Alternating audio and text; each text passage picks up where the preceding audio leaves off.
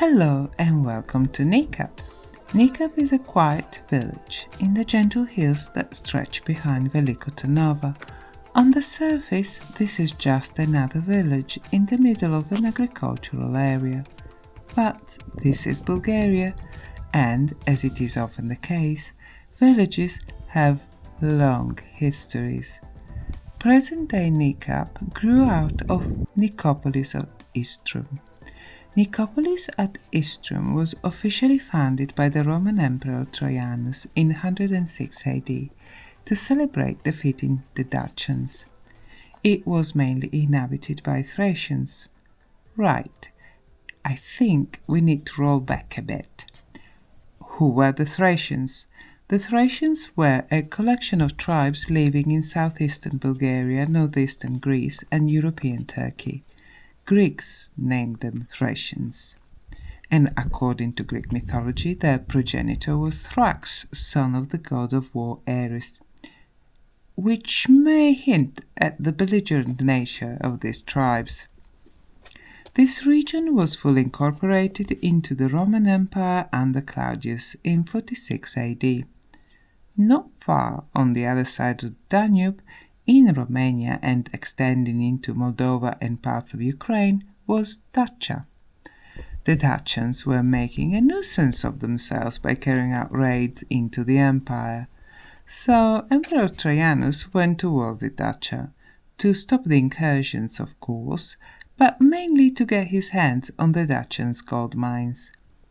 And yes, in case you are wondering, the car is named after the Dacians, the original inhabitants of Romania.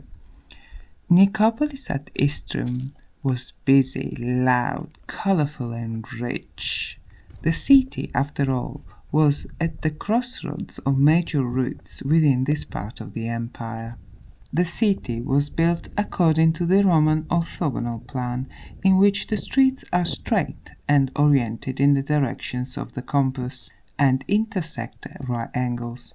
The planning set out the sites of the Agora complex, urban square, the two main street arteries, public buildings, the market, and the residential neighborhoods. Initially, the city had no defensive walls. These were built after the Kostoboki, a rebel Dacian tribe, raided it in 172 AD. The city was close to the banks of the river Rosica. Water was piped into a reservoir, and from there a distribution system took it to private and public buildings, the baths and toilets. The wastewater was disposed by a network of canals that ran under the streets.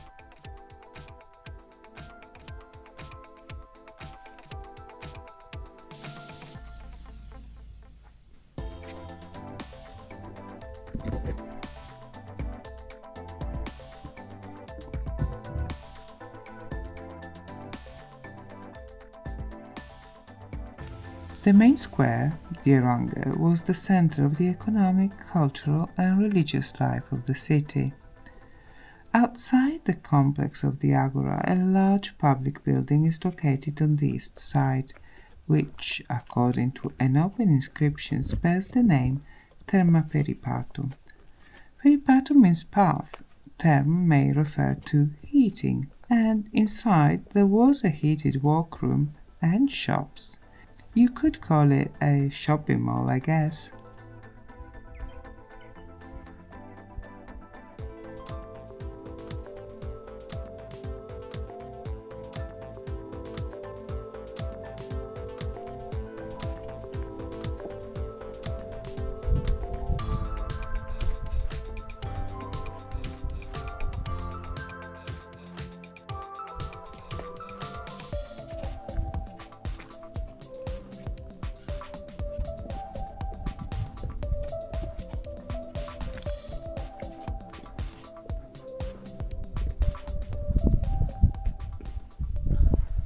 In the northern part of the city there was a public bath.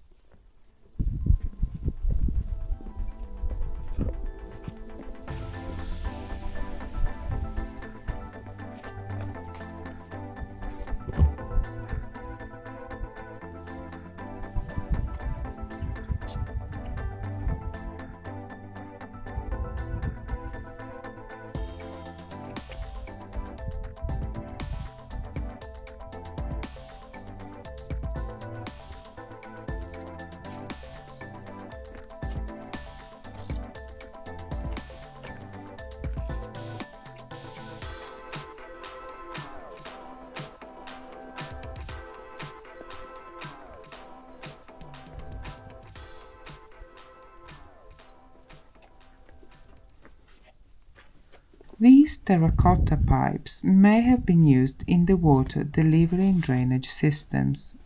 As they are round, the calyducts used in the hippocaust tended to be rectangular. The hippocaust is a central heating system that produces and circulates hot air below the floor of a room and into the walls via pipes built into them, the calyducts. The hot air and smoke generated by a furnace is channeled into the space between the floor and the ceiling of the hippocaust.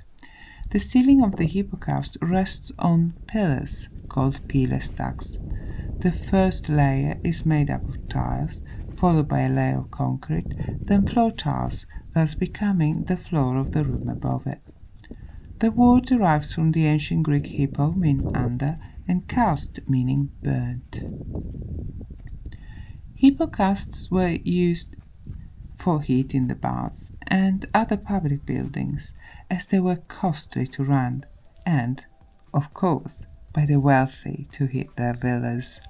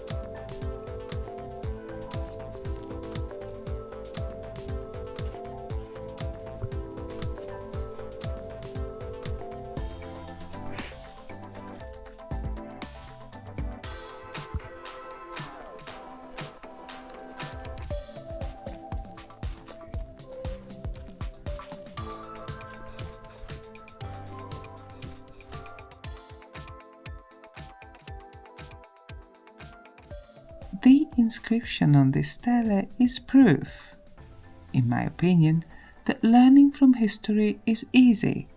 Unlearning, though, is much more tricky.